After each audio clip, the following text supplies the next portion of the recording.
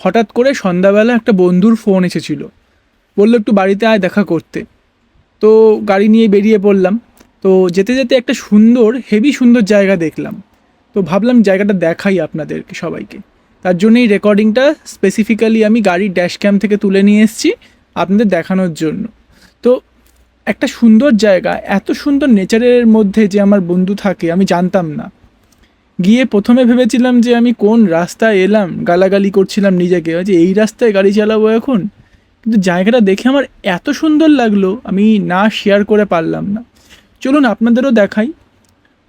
তো ভিডিওটা একটু ফাস্ট ফরওয়ার্ড করেছি আমি, যাতে আপনারা বোর না হন, এবং 2 মিনিটের মধ্যে শেষ করে দেবো ভিডিওটা।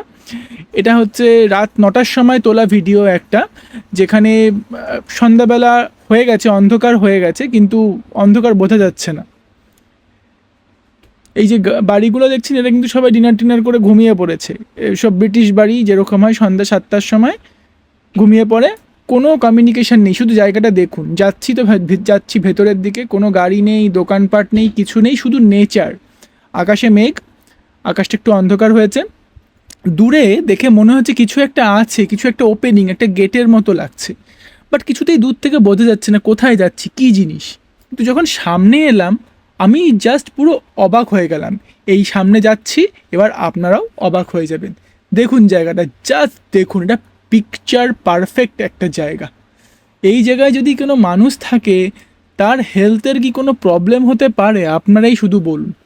এত সুন্দর জায়গা, no pollution, no carbon dioxide, nothing. এবং কোনো লোকজনও দূর দূরান্তে আমি দেখতে পাচ্ছি না, চারপাশে শুধু ধুধু মাঠের মতো ধুধু খেতে। শুধু চওড়া রাস্তা, খুব চওড়াও বলবো না, গাড়ি যাওয়ার জন্য ঠিক আছে। এবং এইখান থেকে ওদের বাড়িগুলো শুরু হলো।